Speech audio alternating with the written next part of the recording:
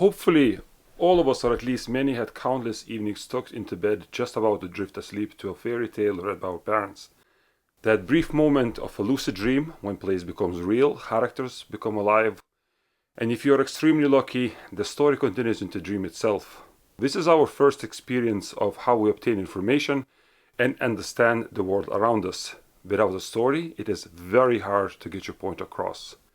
On the flip side, if the story is crafted well, it will live forever. Now, nearly 10 years ago, during the event, one of my professors or lecturers prepared well above something I greatly admire and delivered one of the most influential stories that allowed me to finalize my UL graduate identity.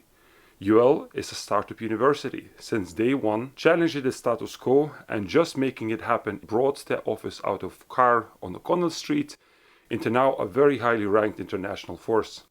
Now, if you are a UL graduate, you, in theory, have a very good chance to do whatever you want to do. How Limerick is not the startup capital of Ireland is beyond me, but let's leave it for another time to explore. I wasn't able to understand how powerful that message was at the time, and how powerful that idea of making things go your way despite, in spite, or even because of, somehow seeped into so many. For myself, going to places and slowly learning about the small stuff that matters, doors shut, and these kind of hilarious Ross O'Callaghan Kelly peculiarities, I could always remember your university was not meant to happen, but it did. And no attempt to pretend that you met me for the very first time is going to get in the way. I did not even know that meant to be an insult. So what can we learn? Many others heard all those years ago. If the story has a solid foundation, framed into narrative familiar to all, with the clearly defined archetypes in a hero, it is very unlikely not to work. It might take time, the process has to be reiterated, challenged and adjusted for changing times, but whatever the main goal of the story is, it will be achieved, and once enough people talk about it, it becomes the truth. Once it becomes the truth, it will eventually leave the realm of active listening and will become an action. To prove how fundamental this is, Google John 1:14. Not from the religious point of view, but as a fundamental truth a fairly big part of the world is built on. This is why no checklist, roadmap, or cheat sheet is going to stand against a well-developed and content-rich, even variably delivered, not everyone sees world through the same glasses, story. HubSpot eventually will have to answer for overly simplification and the illusion. At least they started the conversation and showed what the building blocks are. Now, when you build your marketing, political, public relations campaigns, the brand drilling down to the finite, you no longer to market, you make an institution. There is only one caveat. Better be doing it from place of good.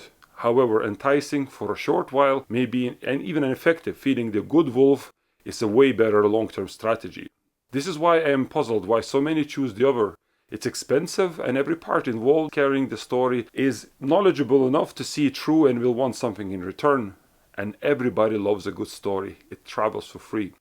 Since the 18th of March 2014 and later 23rd of June 2016, something clicked. Besides all of these things above, narrative is also a magic ring. No matter how libertarian you are, it's something to be cautious about. For the sake of not going into politics, I'm not avoiding the comments about delivery apparatus that may or may not, but if you know how that stuff works, you need to, at least as a minimum, help others understand and develop a level of skepticism. While in South Korea, a guest lecturer who happened to be an international journalist gave us a tip. Always read the point of view from UK, US, France, Japan, and Al Jazeera. And now I'm sharing this with you. It got me so deep that right now I'm painfully trying to pick up French I happily ignored since the middle school. Thankfully, there is a reward in the end, being able to watch comedy without translation. When trying to get a budget for localization, ask the board, are you happy to relinquish control to the Google Translate at best? To reel it all back in, please understand that every story is worth to be told. No matter what you do, document and keep refining where it all began. At some point, you might even have somebody to help you refine, or as we call it, flesh out, add different pieces to the puzzle. This part is easy. Refinement to as few words as possible is much harder. Like the elevator pitch, but way more nerdy, and it's possible to bring it down to 3 words. 5 is a good goal, and 7 is a tool I use a lot. In no circumstance think that long-term format has no place. It's only bad if a copy is not good enough. I've been a master admin of enough sites to know that people do read until the end, and then it comes to the complex and high-risk purchases, they want to make the decision. Everybody likes to buy, nobody likes to be sold. Same with information. It works best when decision is made, not enforced. People buy from people they like is unfortunately often a luxury. It's great when it's there, but way better when people buy from people they can trust.